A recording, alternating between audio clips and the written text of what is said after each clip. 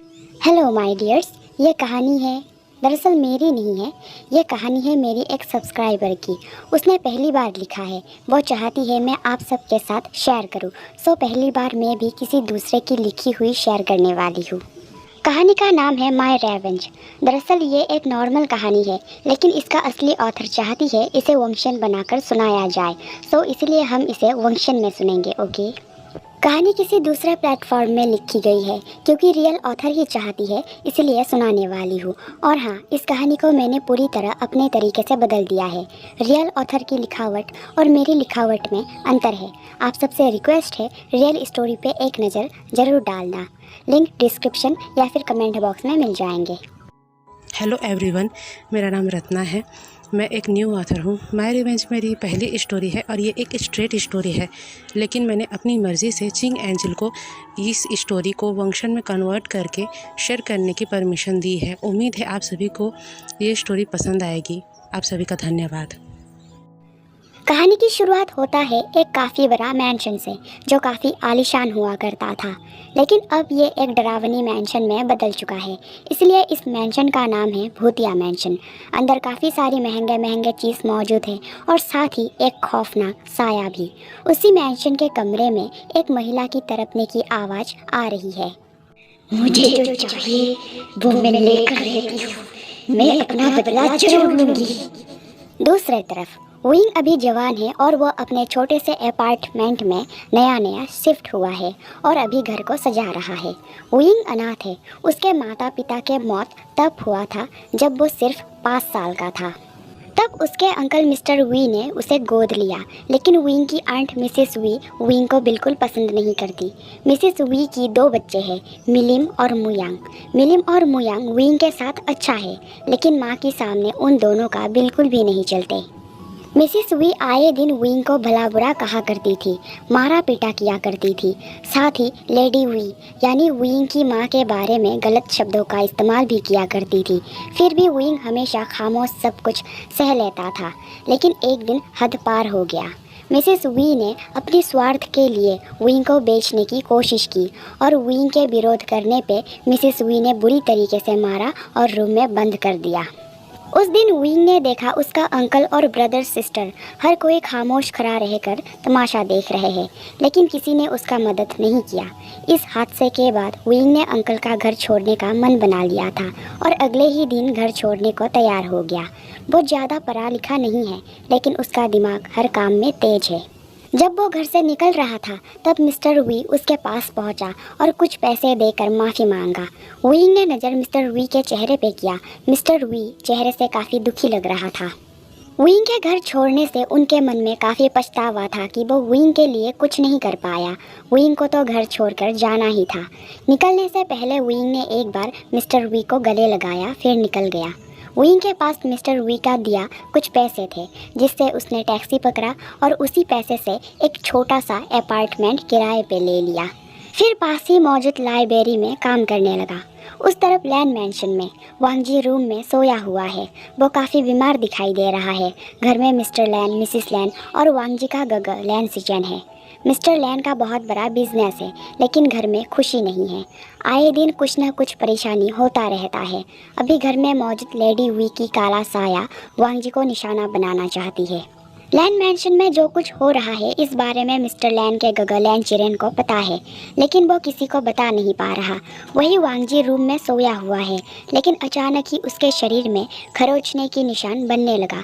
साथ ही कानों में आवाज़ गूंजने लगा, जो मेरे साथ हुआ उसका बदला मैं लेकर रहूंगी। मैं तुम्हें और तुम्हारे परिवार को मिटा दूंगी।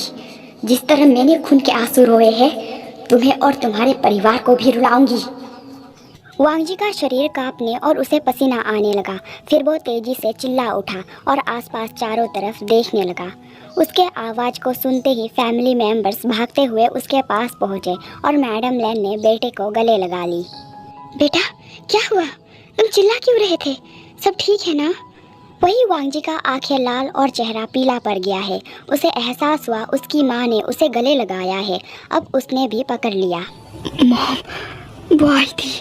उसने कही वो मुझे और पूरे फैमिली को मार देगी। मॉम, मैं क्या करूं? तब तक डॉक्टर फैंग भी पहुंच गया। जांच के बाद वांग जी के हाल को देखते हुए उसने नींद की दवा देकर वांग जी को फिर से सुला दिया। वांग जी को क्या हो रहा है? कुछ नहीं हुआ है, बस कमजोरी है। दवा सही से वक्त पे लेता रहेगा तो जल्द ही ठीक हो जाएगा। फिर उसने नज़र चिरेन पे किया। हमें अब वांग जी को आराम करने देना चाहिए। इस बारे में हम बाद में बात करेंगे। फिर चिरेन डॉक्टर फैंग को अपने साथ रूम में लेकर पहुंचा। वांग जी को क्या हो रहा है? मुझे समझ नहीं आता, हर बात जानबूझकर भी तुम चुप कैसे रह सकते हो। वो लड़का वांग जी मर रहा है और तुम पूछ रहे हो उसे क्या हो रहा है। अगर ऐसा ही चलता रहा तो वो ज़्यादा वक्त तक बच नहीं पाएगा, समझे? मैं इसमें क्या कर सकता हूँ? जो गलती हमने किया है उसी का सजा मेरे भाई के बच्चों को मिल रहा है। मैं काफ़ी पहुँचे हुए एक मैजिशियन को जानता हूँ, तुम कहो तो उसके पास चलते हैं। इस बारे में चिरेन ने कुछ पल सोचा। ओके, चलते हैं। फिर विंग अपने काम में बहुत बिजी है, लेकिन आज काम करते करते काफ़ी रात हो गया। उसने सुना था ये लाइब्रेरी भूतिया है। लाइब्रेरी के 10th फ्लोर से एक स्टूडेंट ने कूदकर खुदकुशी कर ली थी, लेकिन अभी विंग को पैसों की काफ़ी ज़्यादा ज़रूरत है। यही वजह है जो वो यहाँ काम कर रहा है। यहाँ पहले काम करने वाले जितने भी लोग थे वो सारे काम छोड़कर जा चुके थे और सबने यही कहा था कि यहाँ भूत है। यही वजह है जो यहाँ काम करने के लिए लोग ज़्यादा नहीं मिलते और यही वजह है जो विंग के कम पढ़ा लिखा होने के बाद भी यहाँ जॉब के लिए रख लिया गया। अभी रात के 10 बज गए। लगभग सभी स्टूडेंट जा चुके हैं। विंग काम ख़त्म कर ही रहा था, तभी एक तेज़ चीख सुनाई दिया और वो डर गया। वो उस तरफ देखने लगा जिस तरफ से आवाज़ आया था, लेकिन उसे लगा शायद कोई मुसीबत में तो फंस नहीं गया, मुझे देखना चाहिए। वो उस तरफ जाने लगा। कुछ दूर जाने के बाद उसे एक लड़की की रोने की आवाज़ सुनाई देने लगा। उसी आवाज़ का पीछा करते हुए वो लाइब्रेरी के काफ़ी अंदर पहुंच गया, लेकिन अब उसे फ्लोर पे खून से सने पैरों की निशान दिखाई देने लगा जो लाइब्रेरी के छत के तरफ जा रहा है। डरा हुआ होने के बावजूद वो हिम्मत करके निशान का पीछा करने लगा और इसी तरह छत पे पहुंच गया। वो इधर उधर देखने लगा। फिर उसे लाइब्रेरी के छत के आखिरी कोने में एक लड़की खड़ी नज़र आया, लेकिन विंग को ऐसा लगा जैसे वो लड़की कोई स्टूडेंट है और वो खुदकुशी करने जा रही है। तुम कौन हो? यहाँ क्या कर रही हो? लड़की किसी भी बात का जवाब नहीं दे रही, लेकिन वो अजीब तरीके से रोने लगी और धीरे धीरे आवाज़ काफ़ी तेज और भयानक होने लगी। लेकिन फिर भी खुद को संभालते हुए विंग धीरे धीरे आगे बढ़ने लगा। लाइब्रेरी बंद करने का टाइम हो रहा है, तुम यहाँ से जाओ। लेकिन लड़की भयानक तरीके से हंसने लगी। अब विंग धीरे धीरे जाकर लड़की की चेहरा देखने की कोशिश करने लगा। जैसे ही उसने चेहरा देखा जोर से चिल्ला उठा और वही बेहोश होकर गिर गया। चिल्लाने की आवाज़ सुनकर वहाँ का सिक्योरिटी गार्ड छत पे पहुँचा। सबसे पहले उसका नज़र विंग पे गया। फिर जैसे ही नज़र थोड़ा ऊपर किया, विंग से कुछ ही दूरी पे एक लड़की खड़ी नज़र आया। ये देखते ही उसने कदम रोक लिया क्योंकि लड़की विंग के काफ़ी पास खड़ी है। तुम कौन हो? यहाँ से फौरन चले जाओ। यह गार्ड काफ़ी वक्त से इसी लाइब्रेरी में काम कर रहा है, इसीलिए उसे पता है जो भूत की कहानी लाइब्रेरी के बारे में फैली हुई है वो कोई झूठ नहीं है, बल्कि वो सच है जिसे काफ़ी लोगों ने देखा है। इसलिए काफ़ी लोग काम नहीं करते और बहुत से लोग काम छोड़कर जा चुके हैं। गार्ड का आवाज़ सुनकर लड़की मुड़ गई। लड़की की चेहरा देखते ही गार्ड ज़्यादा डर गया। लड़की की पूरा शरीर सफ़ेद पड़ा हुआ है, आंखें काफ़ी बड़ी और आगे निकली हुई है, हाथ पैर मुड़ी हुई है और चेहरा काफ़ी जगह से फटी हुई है जहाँ से खून बह रहा है। साथ ही सारे बाल बिखरी हुई है। वो गार्ड को देखकर हंसने लगी, फिर छत से नीचे कूद गई। फिर तुरंत ही गार्ड विंग के पास पहुंचा और उठाने लगा, लेकिन विंग बिल्कुल भी होश में नहीं है। किसी तरह गार्ड विंग को नीचे ले आया। फिर सुबह के वक्त कल रात जो हुआ उसके बाद विंग काफ़ी डरा हुआ है। उसने वो जॉब छोड़ दिया और अब नए जॉब के तलाश में निकल गया। उस तरफ चिरेन और डॉक्टर फैंग मैजिशियन से मिलने पहुंचा। तुम मुझे सही जगह पे तो लाए हो ना? तुम चुप रहो और आगे चलो। चलते चलते वो दोनों एक खंडर जैसे जगह पे जा पहुंचा और वहां से चिल्लाने और चीखने की आवाज़ सुनाई दिया। अरे बाप रे, ये तुम मुझे कहाँ ले आए हो? इडियट, चुप रहो। तुम खुद भी मरोगे और मुझे भी मरवाओगे। उस भूतनी से बचना है ना तो चुपचाप चलते रहो। फिर दोनों खंडर के अंदर जाने लगा। पहुंचने के बाद दोनों ही चारों तरफ देखने लगे। अंदर गुफा की तरह है। एक तरफ बहुत सारे कंकाल मौजूद है तो दूसरे तरफ पूजा करने वाला जगह मौजूद है। देखकर लग रहा है अभी अभी किसी ने पूजा किया होगा। चारों तरफ देखने के बाद भी अंदर कोई दिखाई नहीं दिया। यहाँ तो कोई नहीं है। तुम यही रुको, मैं उन्हें बुला लाता हूँ। इतना कहकर डॉक्टर फैंग वहाँ से चला गया और थोड़ी देर बाद एक मैजिशियन के साथ वहाँ पहुँचा। लेकिन मैजिशियन का हुलिया देखकर चिरेन काफ़ी डर गया। मैजिशियन काफ़ी हट्टा कट्टा और दिखने में काफ़ी खतरनाक है। उसकी बड़ी बड़ी आंखें लाल रंग में बदला हुआ है। डरा हुआ चिरेन को देखकर मैजिशियन ज़ोर ज़ोर से हंसने लगा। उसकी भयानक हंसी पूरे गुफा में गूंजने लगा। लेकिन इस बार भयानक हंसी सुनकर चिरेन काँपने लगा। तूने उसके साथ गलत किया, इसलिए अब वो तुझसे बदला लेना चाहती है। अपने घमंड में आकर तूने उसे कितनी बेदर्दी से मारा। अब वो तेरे परिवार और तेरे भाई के छोटे बेटे के ऊपर हावी हो रही है। क्यों, सही कहा ना? वो फिर से हंसने लगा और चिरेन ने हाथ जोड़ लिया। आप तो सब जानते हैं, प्लीज मेरा मदद कीजिए।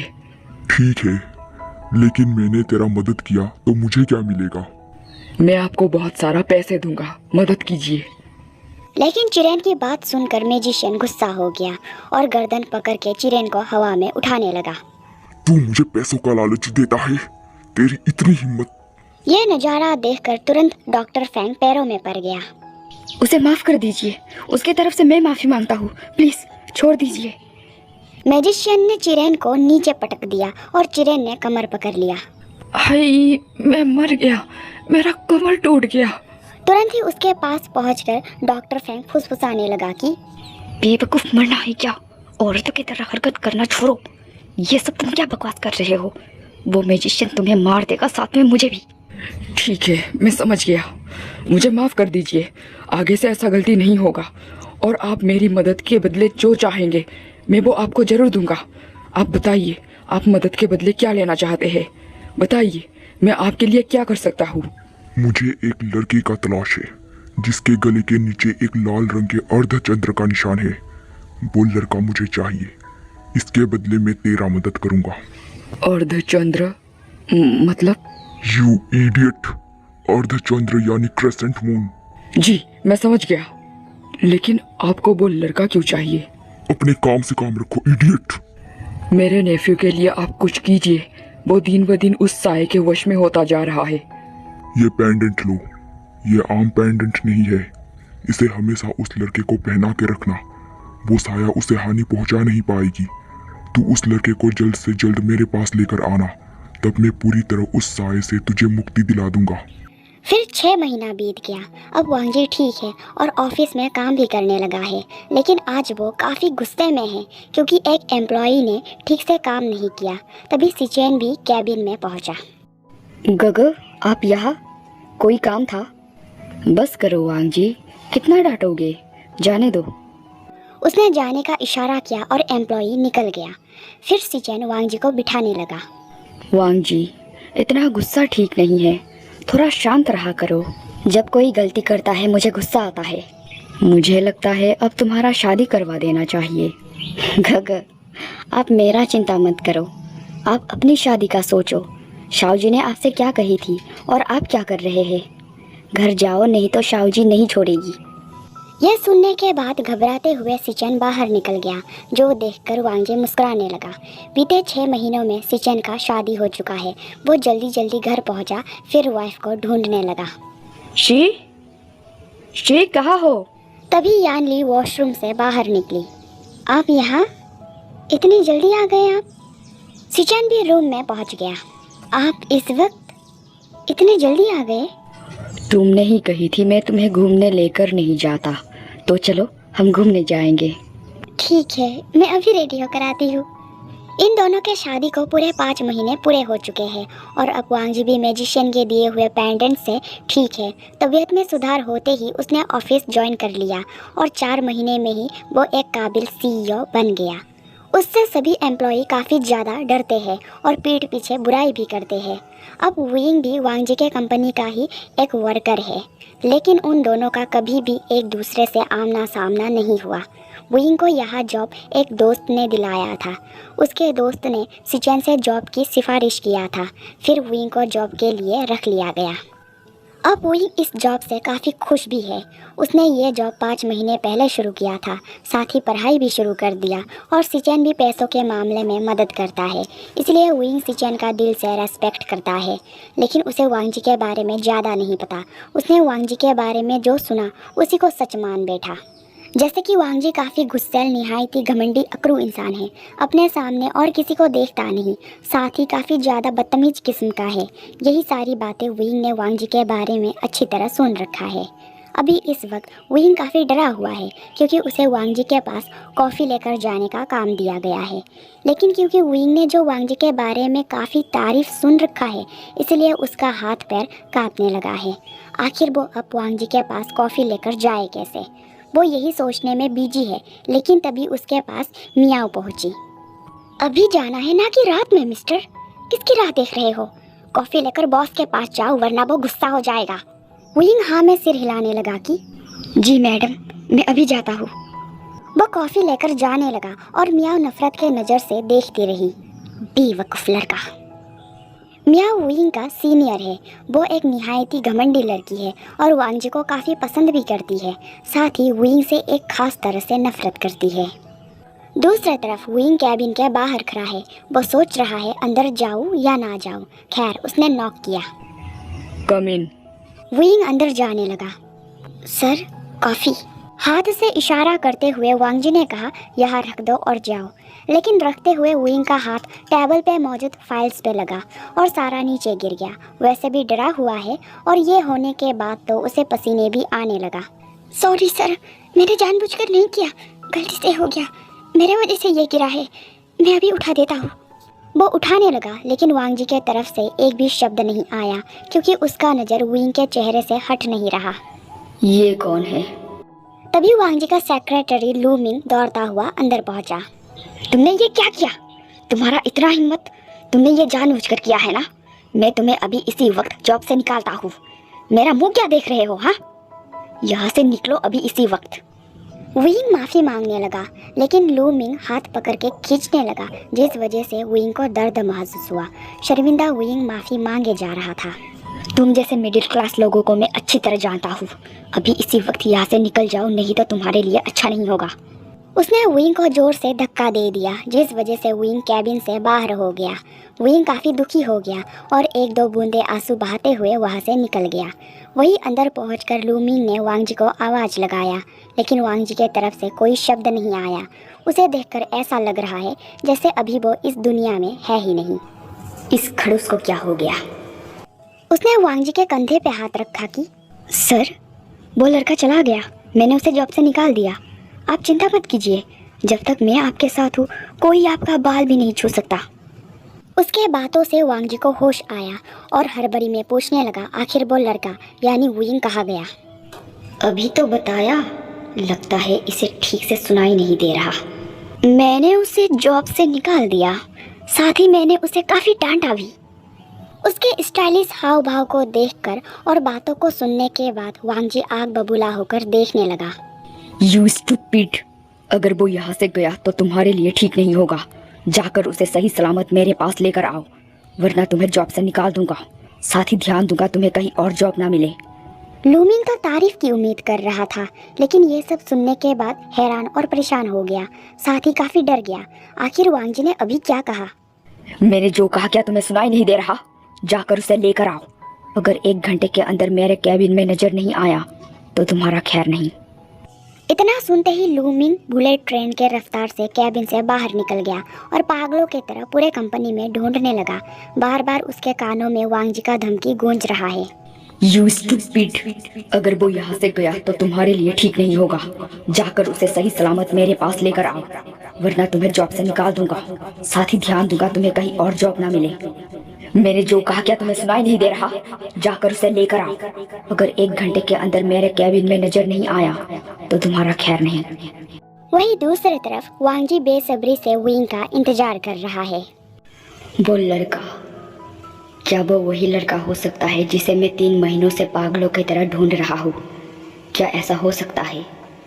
काश वो वही हो। वही अब लूमिंग भी काफ़ी थक चुका है। आधे घंटे से वो विंग को ढूंढ रहा है, लेकिन उसे विंग कहीं नहीं मिला। मेरा किस्मत ही खराब है। पता नहीं वो लड़का कहाँ चला गया। आसमान निकल गया या फिर ज़मीन खा गया। अब मैं उस डेविल को क्या जवाब दूंगा?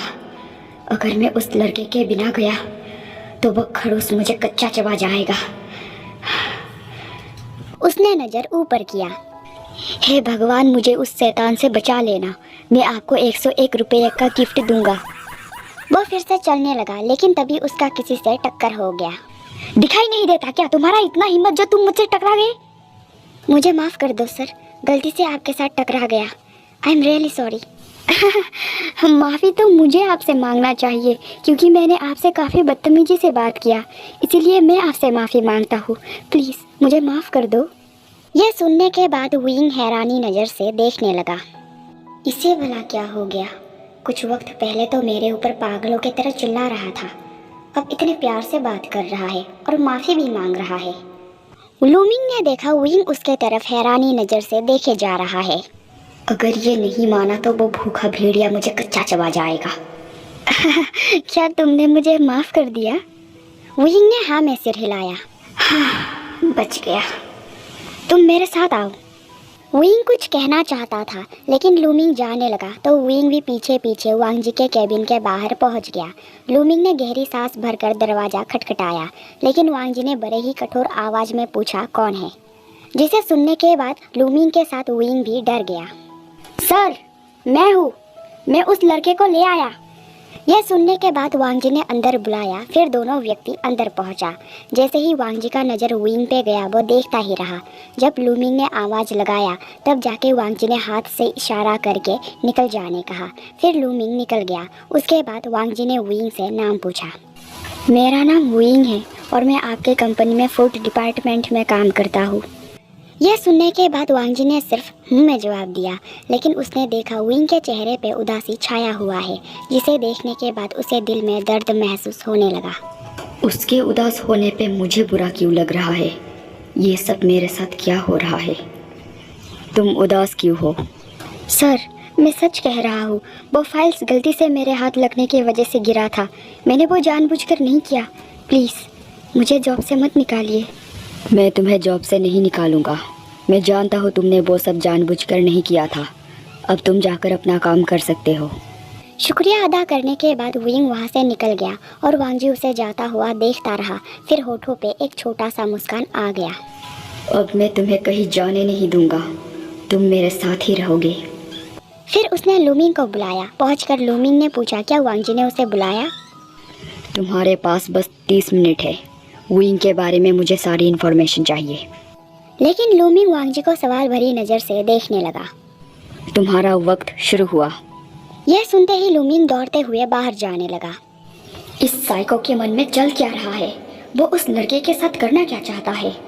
आधे घंटे बाद उसने फाइल के साथ कैबिन में एंट्री किया और फाइल वांग जी को दे दिया। सर, ये रहा वो फाइल। फाइल को लेकर वांग जी काफ़ी ध्यान से पढ़ने लगा और कुछ वक्त बाद उसका चेहरा गुस्से से लाल हो गया। इस मिसिस वी को तो सबक सिखाना पड़ेगा। फिर रात के वक्त जहाँ सभी डाइनिंग टेबल पे डिनर करने के लिए बैठा है, वही वांग जी किसी वजह से मुस्कुराए ही जा रहा है, जिस वजह से सभी का हैरान भरी नज़र उस पे टिक गया है।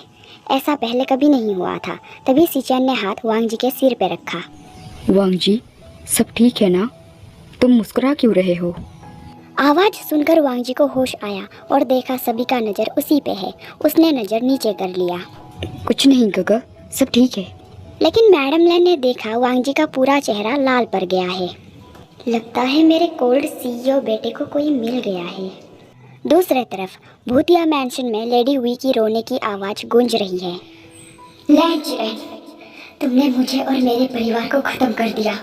मैं तुम्हें और तुम्हारे पूरे खानदान को ख़त्म कर दूंगी और तुम्हें, खासकर तुम्हें बहुत बुरी मौत दूंगी। उस तरफ लूमिंग ने वांग जी को कॉल करके विंग के अभी के हालातों के बारे में बताया। ठीक है, तुम उसका मदद करो, लेकिन उसे पता नहीं चलना चाहिए। फिर लूमिंग ने कॉल रख दिया। कुछ तो गड़बड़ है। इस पागल को क्या हुआ है? ये विंग के पीछे हाथ और मुंह धोकर पड़ गया है। कहीं से विंग से प्यार, ऐसा कभी नहीं हो सकता, कभी नहीं हो सकता। यह कहते हुए उसने खुद को एक जोर का थप्पड़ मारा। दूसरी तरफ वांगजी बिस्तर पर लेटे हुए विंग से पहले मुलाकात कैसे हुआ था उस बारे में सोच रहा है। 3 महीने पहले वांगजी एक जरूरी मीटिंग के लिए जा रहा था, तभी उसके कार के सामने एक बिल्ली आ गया। ड्राइवर बिल्ली के वजह से रास्ता देख नहीं पाया और कार रोका। फिर एक अनजान लड़का कार के सामने आ गया। अचानक से धक्का लगने के वजह से वांगजी के हाथों की फाइल्स नीचे गिर गया। क्या हुआ? देखकर नहीं चला सकते? सर, वो एक लड़का कार के सामने अचानक आ गया। विंग ने ड्राइवर के ग्लास पे नॉक किया तो ड्राइवर ने ग्लास नीचे किया। पागल हो क्या? दिखाई नहीं देता? अभी ये बिल्ली गाड़ी के नीचे आ जाता। वांगजी ने ड्राइवर से पूछा कौन है। कार के पीछे कोई बैठा है, ये आवाज़ सुनने के बाद विंग पीछे चला गया और ज़ोर ज़ोर से नॉक करने लगा। इसलिए वांगजी ने ग्लास नीचे कर दिया और नज़र विंग पे गया, लेकिन विंग तो उस पर चिल्लाए ही जा रहा है और वो विंग की खूबसूरत चेहरे पे खो गया है। अभी इस वक्त वांगजी इसी बारे में सोच रहा है। आखिर मैंने तुम्हें ढूंढ ही लिया। अब मैं तुम्हें अपने आप से कभी दूर नहीं जाने दूंगा। विंग, तुम सिर्फ मेरे हो, सिर्फ मेरे। बहुत जल्दी मैं तुमसे शादी करूंगा और तुम्हें पूरी तरह अपना बना लूंगा। इन्हीं ख्यालों में वांगजी सो गया। वही मैडम लैन सिचन के रूम के तरफ जा रही है। फिर पहुंचकर नॉक करती हुई सिचन को बुलाने लगी और सिचन ने दरवाज़ा खोला। मॉम, आप यहाँ? क्या बात है? मैडम लैन ने बेटे का हाथ पकड़ा और थोड़ी दूर ले गई। सिचन, क्या तुम आजकल वांगजी पर नज़र नहीं रखते हो? मॉम, आप ये क्या कह रही है? लेकिन मैडम लैन ने बेटे के सिर पे एक चाटा लगा दी। अरे बेवकूफ़, अगर कोई बिना मतलब मुस्कुराए तो इसका मतलब क्या है? सिचन थोड़ी देर सोचने लगा। क्या मतलब होता है मॉम? जवाब सुनकर फिर एक बार मैडम लैन ने सिर पे चाटा लगा दी। बेवकूफ़ लड़का, वांगजी किसी से प्यार करता है। अब माँ की जवाब सुनकर सिचन के मुंह से चीख निकलने ही वाला था, लेकिन मैडम लैन ने मुंह बंद कर दी। बेवकूफ़, क्या कर रहे हो? सिचन ने माँ की हाथ हटा लिया। मॉम, आपको ऐसा क्यों लगता है कि वांगजी किसी से प्यार करता है? फिर एक बार मैडम लैन ने बेटे के सिर पे मारा। मैं तुम दोनों की माँ हूँ, सब जानती हूँ। मुझसे कुछ छुपाना बहुत मुश्किल है बेटा। वांगजी पक्का प्यार में है। लेकिन मॉम, ऐसा कैसे हो सकता है? इस बार मैडम लैन बेटे को घूरने लगी। क्यों नहीं हो सकता? क्या मेरे बेटे को प्यार करने का हक नहीं है? नहीं मॉम, मेरे कहने का ये मतलब नहीं था। सिचन बेटा, तुम बस मेरी एक काम कर दो। क्या काम करना है? तुम वांगजी पर नज़र रखो और पता करो वो लड़की कौन है। और हाँ, एक बात का ध्यान रखना, वांगजी को इस बात की भनक भी नहीं लगना चाहिए कि तुम उस पर नज़र रख रहे हो। ठीक है, मैं ऐसा ही करूँगा मॉम। वही माँ बेटे के पीछे थोड़ी ही दूरी पे चिंगहंगजुन मौजूद है, जो माँ बेटे के बातों को ध्यान से सुन रहा है।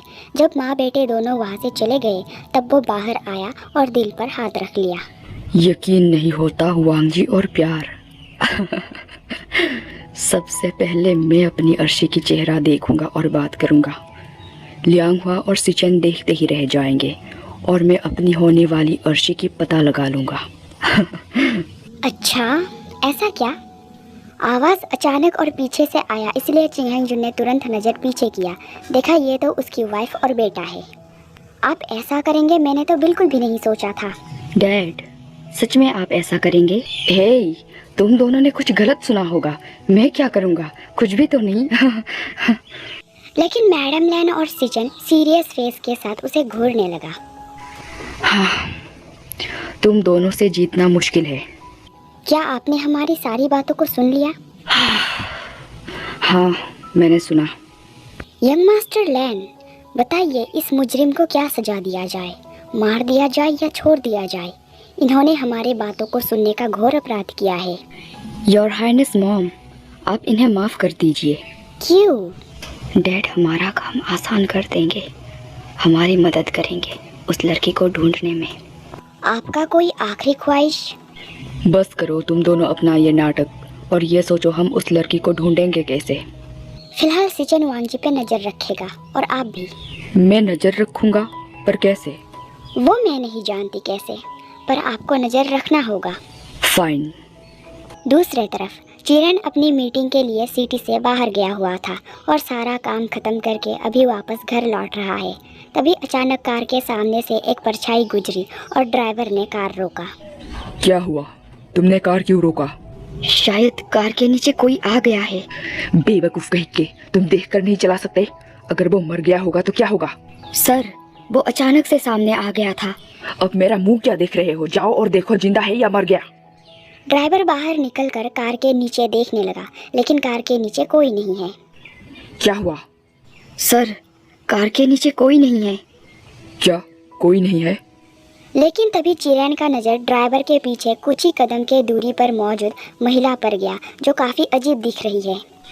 तुम जल्दी कार में बैठ जाओ और घर चलो। ड्राइवर कार में बैठ गया और चिरैन ने फिर नज़र लेडी वी पे किया। तभी अचानक से लेडी वी की सिर और पैर मुड़ गया, क्योंकि अभी तक लेडी वी ने चिरैन के तरफ पीठ करके रखी थी। यह देखने के बाद चिरैन का हालत काफ़ी ख़राब हो गया। लेडी वी उसके तरफ हाथ आगे करती हुई इशारा करके अपने पास बुलाने लगी। चिरैन ने देखा उस महिला की हाथ और पैर उल्टी मुड़ी हुई है और वो महिला उसे अपनी तरफ आने का इशारा भी कर रही है।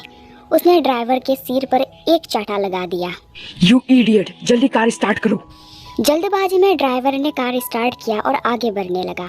चिरैन ने नज़र बाहर करके देखा कहीं वो महिला पीछा तो नहीं कर रही, लेकिन उसने जो देखा ये देखने के बाद उसकी आंखें लगभग बाहर आने वाला था, क्योंकि लेडी वी जोर जोर से हंसती हुई कार के पीछे आ रही है। नज़ारा देखने के बाद चिरैन ड्राइवर से कार स्पीड चलाने कहने लगा। ड्राइवर ने नज़र चिरैन पे किया, देखा चिरैन तो पूरी तरह पसीने से भीग चुका है और सांस काफ़ी ज़्यादा फुला हुआ है। सर, आपको क्या हुआ है? चिरैन ने अपने आप को संभालने की कोशिश किया। अपना मुंह बंद करो और जितना हो सके कार स्पीड में चलाओ। चिरैन को ऐसा लग रहा है जैसे उसके पीछे उसका काल आ रही है और बस यही उसका आखिरी वक्त है। फिर वो अपने मैंशन में पहुंच गया। जैसे ही कार रुका, वो तूफानी रफ्तार से निकलकर अपने मैंशन के अंदर चला गया और ड्राइवर हैरान नज़र से उसे देखता रहा। उस बुढ़े को क्या हो गया? ऐसा लगता है जैसे कोई भूत देख लिया हो। वही लेडी वी भी पहुंच चुकी है और मैंशन के अंदर घुसने की कोशिश कर रही है, लेकिन उसे तेज का झटका लगा और वो तेजी से चिल्लाती हुई थोड़ी दूर जा गिरी, जिससे वो अपनी असली रूप में आ गई। उसकी आंखें पूरी तरह गुस्से से लाल हो चुकी है। उसकी शरीर पे कई जगह में चोट लगी हुई है जहाँ से खून बह रही है। उसकी चेहरा काफ़ी भयानक और पूरी तरह सफ़ेद है। गले पर हाथों से दबाने का काफ़ी गहरा निशान है। पूरी बाल बिखरी हुई है। चेहरे और पूरे शरीर पे हजारों चोटों का निशान है। वो काफ़ी नफरत से मैंशन के तरफ देखने लगी और उसकी आंखों से खून की आंसू बहने लगी। वो काफ़ी दर्द में दिख रही है, जिसका दर्द शायद ही कोई समझ पाए। मैं तुम्हें नहीं छोड़ूंगी लैंड चिरैन, तुम्हारा वक्त आ गया है। बस कुछ दिन और जी लो, फिर तुम्हारा अंत होगा मेरे इन्हीं हाथों से। तुमने मुझे जितना तड़पाया है उससे कहीं ज़्यादा मैं तुम्हें तड़पाऊंगी। तुम्हें खेल खेलना पसंद है ना? मैं खेलूंगी तुम्हारे साथ तुम्हारा ही मौत का खेल। तुम्हें ऐसी मौत दूंगी तुम्हारा आत्मा मरने के बाद भी मेरे नाम से थर थर कांपेगा। तुम मरोगे मेरे हाथों लैंड चिरैन, तुम मरोगे। इतना कहकर उसने आंखें बंद कर ली। जितना दर्द तुमने मुझे और मेरे परिवार को दिया, मैं तुम्हें वापस जरूर दूंगी। तुम्हारे वजह से आज मेरी ये हाल है। मेरा हस्बैंड भी तुम्हारे वजह से इस दुनिया में आज नहीं है। मेरा छोटा सा फूल जैसा बच्चा पता नहीं कहाँ गुम है। इन सब की सजा तुम्हें जरूर मिलेगा। फिर वो चिरैन का नाम चिल्लाने लगी और आसमान में बिजली गरजने लगा, मानो भगवान भी उसकी बातों से सहमत है। फिर काफ़ी ज़ोरों से बारिश होने लगा। बारिश में उसकी आंखों से निकलता खून बहने लगा। वो काफ़ी दर्द में है। दर्द शरीर का नहीं बल्कि मन का है। चिरैन ने उसके साथ जो भी किया वो सारा पल उसकी आंखों के सामने आने लगी। फिर एक बार चिरैन का नाम चिल्लाने के बाद वो वहाँ से चली गई। चिरैन के मैंशन में मैजिशियन ने काफ़ी पावरफुल कवच लगा कर रखा है, जिस वजह से लेडी वी मैंशन के अंदर जा नहीं पाई। अगले सुबह वांग जी काफ़ी खुश मिजाज लग रहा है और विंग के बारे में सोचते सोचते मुस्कुरा रहा है। फिर वो ब्रेकफास्ट के लिए डाइनिंग रूम पहुंचा और फैमिली मेम्बर्स उसे देखने लगे। क्योंकि वांग जी मुस्कुरा रहा है, इसलिए मैडम लैन कोहनी मारती हुई हस्बैंड को इशारा करने लगी कि देखा, मेरा अंदाज कभी गलत नहीं होता। चिंगहांगजुन भी सिर हिलाने लगा कि इसका कुछ नहीं हो सकता। Good morning mom dad. Office में एक ज़रूरी मीटिंग है, हमें जल्दी चलना चाहिए। वांग जी ने हाँ में सिर हिलाया और दोनों भाई जल्दी जल्दी ब्रेकफास्ट खत्म करके मॉम और डैड को बाय कहकर निकलने लगा और मैडम ने सिचन को इशारों में वांग जी पे नज़र रखने कहा। सिचन ने भी हाँ में सिर हिलाया। आप चिंता मत करो मॉम, मैं अपनी नज़र चील की तरह वांग जी पे रखूँगा। उन दोनों के जाने के बाद आज चिरेन भी ब्रेकफास्ट के लिए लैंड मैंशन पहुंचा। मिस्टर लैन, आपको क्या हुआ? आपका चेहरा इतना पीला क्यों दिख रहा है? मिस्टर लैन कहना बंद करो, क्योंकि तुम भी मिस्टर लैन ही हो। आपने मेरे सवाल का जवाब नहीं दिया। कुछ नहीं, बस मेरा तबीयत थोड़ा ठीक नहीं है। ठीक होगा भी कैसे, कल का नज़ारा जो याद है। गग, अब आपकी उम्र हो गया है, आपको इतना काम नहीं करना चाहिए। सिचन और वांग जी है ना, वो दोनों सब संभाल लेंगे। तुम ठीक कहते हो। वैसे वो दोनों कहाँ है? वो दोनों ऑफिस चले गए। इतनी जल्दी ऑफिस चले गए? आज ऑफिस में एक ज़रूरी मीटिंग है, इसी वजह से दोनों जल्दी ऑफिस चले गए। ठीक है कहने के बाद चिरेन बीते कल के बारे में सोचने लगा।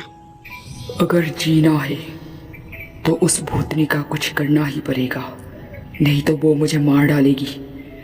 और मैं अभी तक उस लाल अर्धचंद्र के निशान वाला लड़का को भी ढूंढ नहीं पाया। पता नहीं आगे क्या होगा मेरा। गग, कहाँ खो गए? हाँ, नहीं, कहीं नहीं। दूसरी तरफ सिचन और वांग जी कंपनी के अंदर जा रहा है, तभी वांग जी किसी से टकरा गया। क्या तुम देखकर नहीं चल सकती? सॉरी सर, मेरा ध्यान नहीं था, माफ़ कर दीजिए। वांग जी और कुछ कहने ही वाला था, लेकिन नज़र अचानक विंग पे गया जो कुछ चीज़ लेकर काफ़ी तेज़ी से जा रहा है। विंग को देखकर वो जम सा गया और उसने लड़की से कुछ नहीं कहा। एम्प्लॉई देखती रही। वांग जी उससे कुछ बोलने वाला था लेकिन नहीं बोला, इसलिए एम्प्लॉई जल्दी वहाँ से 9-2-11 हो गई। सिचन भी गौर कर रहा है कि वांग जी किसी को देख रहा है। जब उसने नज़र उस तरफ किया जिस तरफ वांग जी देख रहा है, तब तक विंग जा चुका था। उसने वांग जी को आवाज़ लगाया, लेकिन वांग जी को तो कुछ भी सुनाई नहीं दे रहा, इसलिए सिचन कंधे पकड़ के हलचल करने लगा। वांग जी, क्या हुआ? क्या हुआ गगा? यही तो मैं तुमसे पूछ रहा हूँ, तुम्हें क्या हुआ? वांग जी ने फिर नज़र उस तरफ किया जिस तरफ उसने विंग को देखा था। सिचन भी वांग जी के नज़रों का पीछा करने लगा। वहाँ क्या है? कुछ भी तो दिखाई नहीं दे रहा। फिर वांग जी क्यों बार बार वहाँ देखे जा रहा है? वांग जी, चलो चलते हैं, मीटिंग के लिए लेट हो जाएगा। हाँ चलो गगा। फिर मीटिंग रूम में वांग जी अपना प्रेजेंटेशन दे रहा है और सभी उसके बातों को ध्यान से सुन रहे हैं। जैसे ही उसने अपना प्रेजेंटेशन ख़त्म किया, सभी उसका तारीफ़ करने लगे और ये सब देखकर सिचन को अपने भाई पर प्राउड फील हुआ। फिर डोर ओपन हुआ और चिंगहेंजुन ने अंदर एंटर किया। उसे देखते ही सभी गुड मॉर्निंग कहने लगे। अब प्रेजेंटेशन देने की बारी किसी और का है और सब फिर से बिजी हो गए। बीच में चिंगहेंजुन ने सिचन से पूछा क्या उस लड़की का कुछ पता चला, लेकिन ना में सिर हिलाते हुए सिचन ने मना कर दिया। अभी तो कुछ भी पता नहीं चला। मैंने देर कर दिया था डैड, वरना वो आज मिल जाती। यह सुनने के बाद चिंगहेंजुन सोचने लगा आखिर वो लड़की कौन हो सकती है। फिर उन लोगों ने एक ब्रेक लिया और लूमिंग सभी के लिए कॉफ़ी लाने गया। कुछ देर बाद डोर ओपन हुआ और 3 लोग अंदर पहुंचे। लूमिंग, म्याओ और विंग, जिसके हाथ में कॉफ़ी है। अंदर आने के बाद उन दोनों ने सभी को ग्रीट किया। जैसे ही वांग जी का नज़र विंग पे गया, वो देखता रहा। विंग सभी के लिए कॉफ़ी देने लगा। इधर वांग जी का नज़र उसी पे है और मियाओ की नज़र वांग जी पे। मियाओ विंग के हाथ से कॉफ़ी लेकर वांग जी के पास जाने लगी, लेकिन मियाओ की ये हरकत लूमिंग देख रहा है। असल बात तो ये है कि मियाओ और लूमिंग के आपस में बिल्कुल भी नहीं बनता और वो दोनों एक दूसरे को सबक सिखाने का कोई भी मौका नहीं छोड़ते। इधर मियाओ कॉफ़ी लेकर वांग जी के तरफ जा रहा है और वही वांग जी का ध्यान कहीं और है। लूमिंग के लिए ये एक अच्छा मौका है, तो वो इस मौके को हाथ से कैसे जाने दे सकता है। इसलिए उसने बड़ी ही चालाकी से अपना पैर मियाओ के सामने रख दिया, जिस वजह से मियाओ मुंह के बल गिर गई और सारा कॉफ़ी वांग जी के ऊपर गिर गया। ये सब इतने जल्दबाजी में हुआ, किसी को भी पता ही नहीं चला आखिर हुआ क्या। मियाओ जल्दी उठ गई और वांग जी के कपड़ों पर गिरा कॉफ़ी को साफ़ करने लगी। वो बार बार सॉरी कहने लगी, लेकिन वांग जी का ध्यान तो विंग के ऊपर है और विंग भी हैरानी से उन दोनों को ही देख रहा है। लोगों का ध्यान वांग जी पे है जो एकदम शांत है। नज़ारा देखकर कोई हैरान है, कोई परेशान तो कोई डरा हुआ है।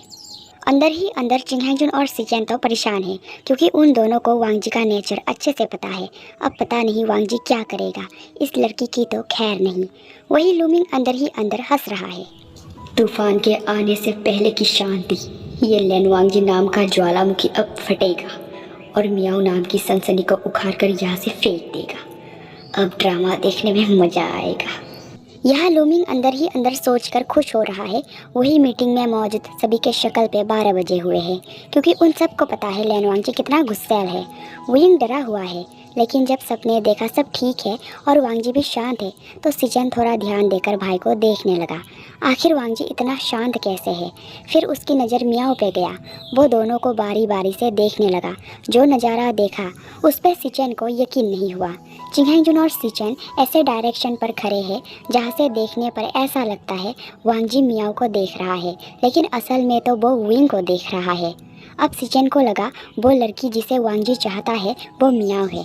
सीचेन अपनी आंखों पे यकीन नहीं करना चाहता क्योंकि उसने मियाओ के बारे में काफ़ी कुछ सुना है कि मियाओ काफ़ी घमंडी, बदतमीज और बिगड़ी हुई लड़की है। जो मैं देख रहा हूँ वो सच है? ऐसा कैसे हो सकता है? क्या वांगजी का दिमाग सच में खराब हो गया जो उसे ये पसंद आया? तभी चिंगहाईजुन ने वांगजी को आवाज़ लगाया और वांगजी होश में आया। देखा मियाओ की हाथ उसके सीने पे है और मियाओ बार बार सॉरी कह रही है। सर सॉरी, मैंने जानबूझकर नहीं किया। अब वांगजी गुस्से से घूरने लगा और सीने पे मौजूद हाथ दूर कर दिया। चिंगहाईजुन ने सब कुछ साफ करने कहा और वांगजी वॉशरूम की तरफ चला गया। फिर सारे लोग अपने काम में लग गए, लेकिन चिंगहाईजुन और सीचेन अपने ही ख्यालों में खोया हुआ है। किसी दिन मियाओ वांगजी की वाइफ बनेगी, ये सोचकर ही सीचेन को चक्कर सा आने लगा।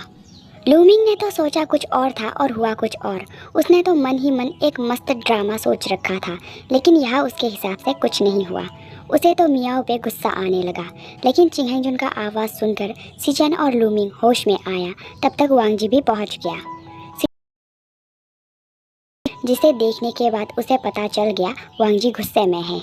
फिर मीटिंग पूरा होने के बाद चिंगहाईजुन ने सबका शुक्रिया अदा किया और एक दूसरे से हाथ मिलाते हुए कहा आने वाले वक्त में ये मीटिंग अच्छी साबित होगी। फिर वांगजी चिंगहाईजुन से कहकर अपनी कैबिन में चला गया।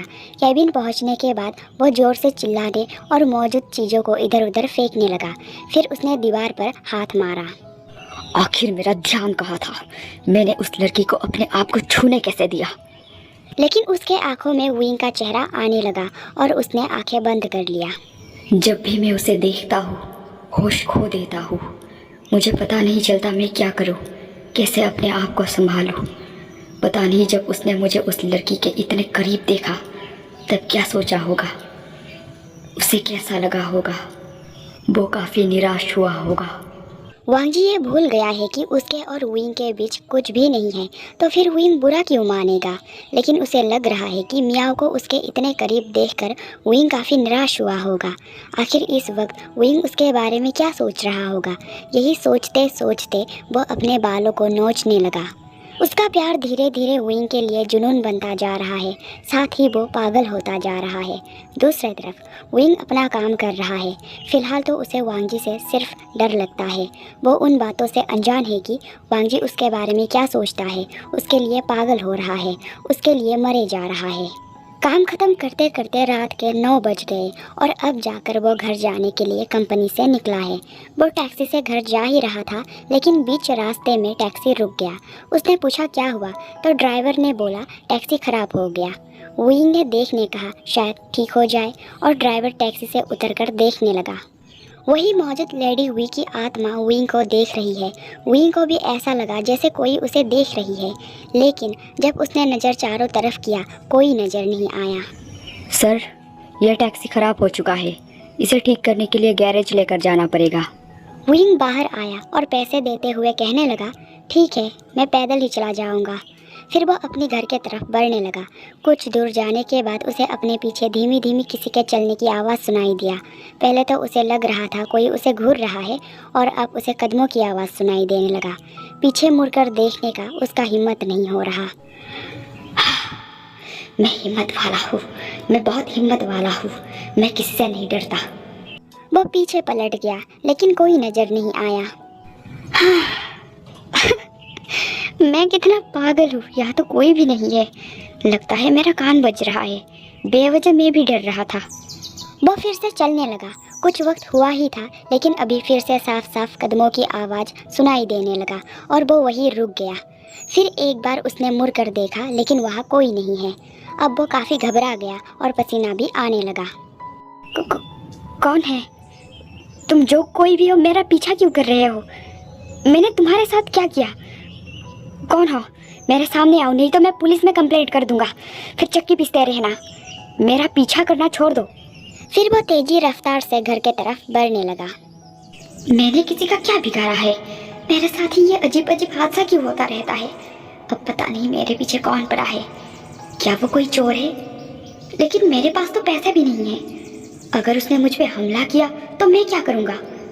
अगर ये कोई भूत हुआ तो ओह माय गॉड, मैं क्या करूँ? भूत का तो पुलिस कंप्लेंट भी नहीं लिखा जा सकता। मेरा क्या होगा? वो तेजी से चलता गया, लेकिन तभी उसे अपना नाम सुनाई दिया, जिसे सुनकर वो डर गया। उसे ऐसा लगा जैसे उसकी जान गले में आ लटका। पक्का ये भूत नहीं है। ये भूत प्रेत मेरा पीछा क्यों नहीं छोड़ते? मैंने इनका क्या बिगाड़ा है? अब उसने बिल्कुल भी कदम नहीं रोका और बुलेट ट्रेन के रफ्तार से आगे बढ़ता गया। लेकिन उसके पीछे मौजूद लेडी हुई उसे काफ़ी दुखी नज़र से देख रही है। जब उसने विंग को इतना डरा हुआ और वहाँ से भागता देखा, तब उसके चेहरे पे एक दुखी मुस्कान आ गया। मैं हमेशा तुम्हारे पास हूँ। मैं तुम्हें कभी छोड़कर नहीं जाऊँगी। तुम्हें मुझसे डरने की ज़रूरत नहीं है, बिल्कुल भी नहीं है। वही खड़ी रहकर वो विंग को तब तक देखती रही जब तक विंग उसके नज़रों से गायब नहीं हो गया। फिर उसने आंखें बंद कर ली और उसकी आंखों से आंसू बह गया। जब उसने आंखें दोबारा खोली, उसकी आंखें पूरी तरह लाल और भयानक हो गई। जिसने हमारे साथ गलत किया, उन सबको मैं तरपा तरपा कर मारूंगी। मैं उनसे मेरा बदला लूँगी। उन सभी को खून के आंसू रुलाऊंगी। इतना कहकर लेडी हुई वहाँ से गायब हो गई। पहले तो उसे विंग के बारे में पता नहीं था, लेकिन अब पता है। दूसरी तरफ घर पहुँचते ही दरवाज़ा खोलते हुए विंग चिल्लाने लगा, शुफई जल्दी आओ। शुफई चाकू लेकर किचन से बाहर निकला। क्या हुआ? तुम इतनी भारी भारी सांस क्यों ले रहे हो? भूत भूत बचाओ, कोई तो मुझे बचाओ। यहाँ भी मेरा पीछा करते हुए आ गई। मुझसे दूर चली जाओ भूतनी। शुफई के हाथ में मौजूद चाकू पर नज़र पड़ते ही वो और चिल्लाने लगा और बैग से शुफई का पिटाई करने लगा। पिटाई करने के बाद जैसे ही वो शुफई को घर से बाहर फेंकने वाला था, शुफई ने हाथ पकड़ लिया, लेकिन विंग और ज़ोर ज़ोर से चिल्लाकर मारने लगा। अब शुफई ने उसका मुंह बंद कर दिया। हे, दिमाग से पैदल इंसान, तुम्हारा आंखें ठीक है ना? मैं हूँ शुफई, इडियट। तुमने इतना मारा कि मेरे पूरे बॉडी में दर्द कर रहा है। अब जाके विंग को होश आया और उसने हाथ पकड़ लिया। Sorry, I am really sorry यार, मैं डर गया था। मुझे लगा तुम भूत हो और मुझे मारना चाहते हो, इसलिए तुमने मुझे इतनी बुरी तरह से कूटा। क्या हाल बना दिया। तुम्हारा ध्यान कहाँ था? और क्या तुम मुझे पहचान भी नहीं सकते? तुमने अपना क्या हुलिया बना रखा है? हाँ, इसे देखकर तो मैं क्या, कोई भी तुमसे डर जाएंगे। शुफई ने ऊपर से लेकर नीचे तक काले कपड़े पहना है और फेस पे भी फेस मास्क लगा रखा है।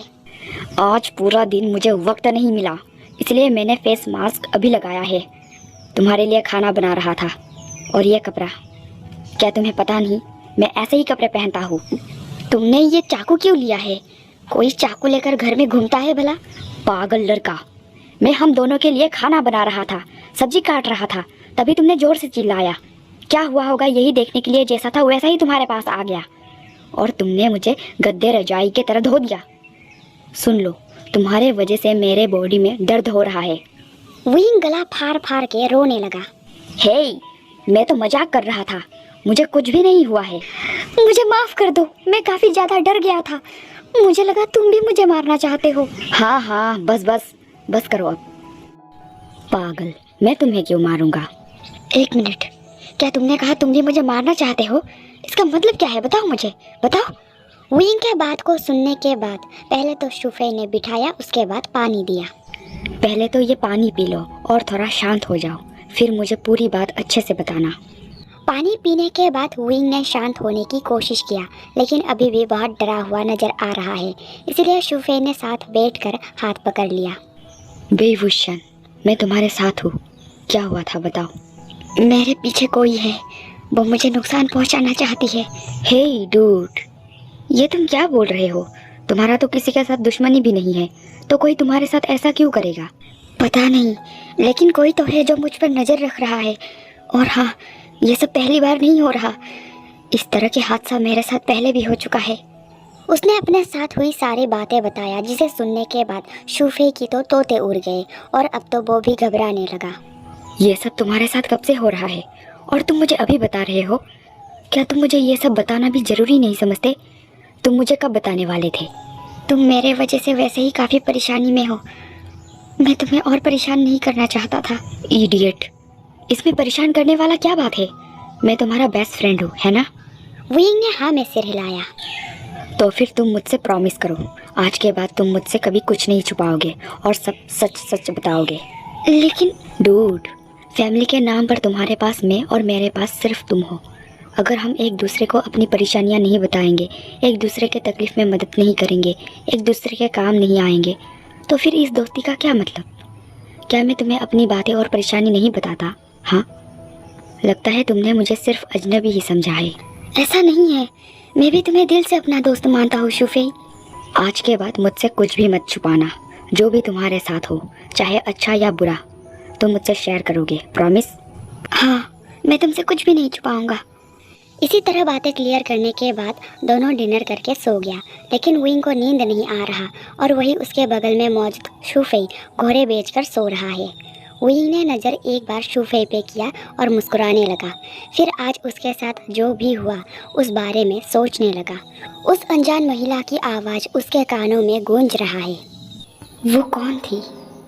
पता नहीं, जब भी मैं उस लेडी के बारे में सोच रहा हूँ मुझे ऐसा लग रहा है कहीं ना कहीं मैं उसे जानता हूँ। यही सब सोचते हुए वो सो गया। दूसरी तरफ चिरन के माथे पे पसीना है और उसका सिर झुका हुआ है।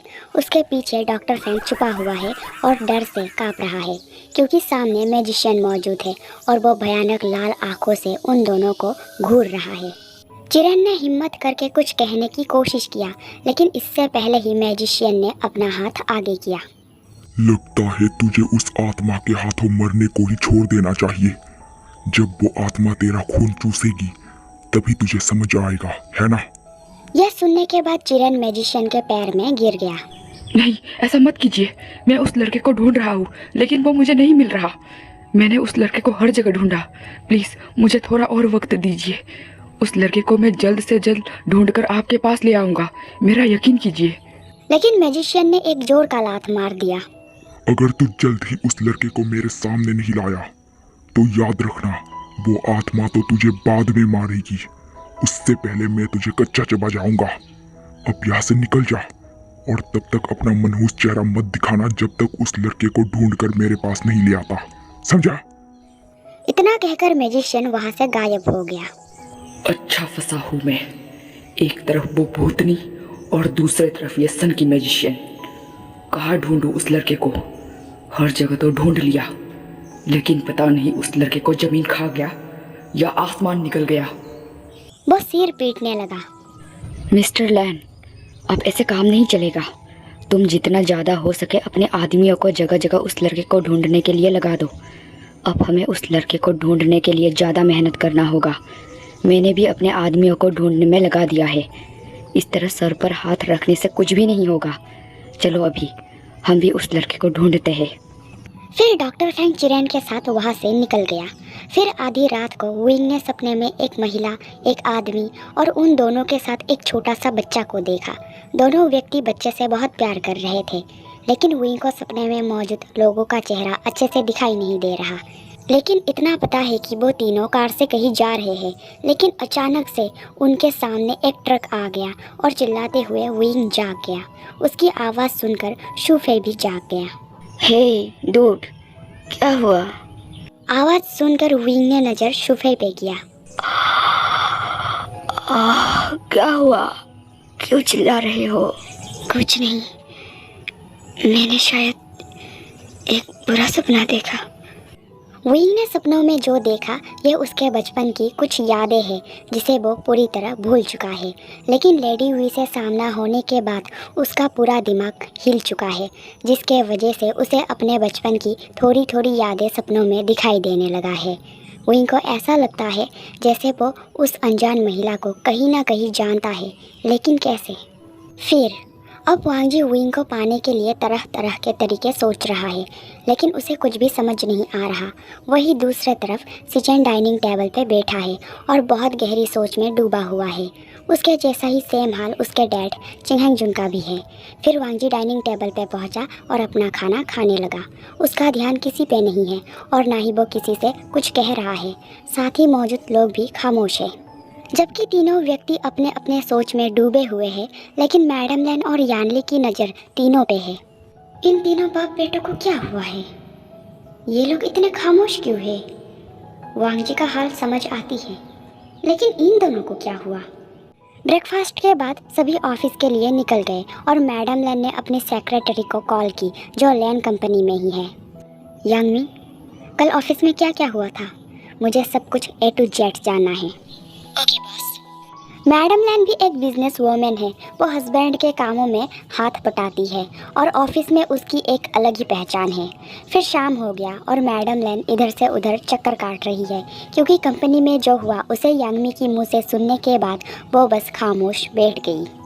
पागल लड़का, तुम्हें कोई और नहीं मिला था, यही मिली थी। वो लड़की हर रोज़ कपड़ों की तरह लड़के बदलती है। अभी इस वक्त मैडम लैन हस्बैंड और सिचेन के आने का इंतजार कर रही है।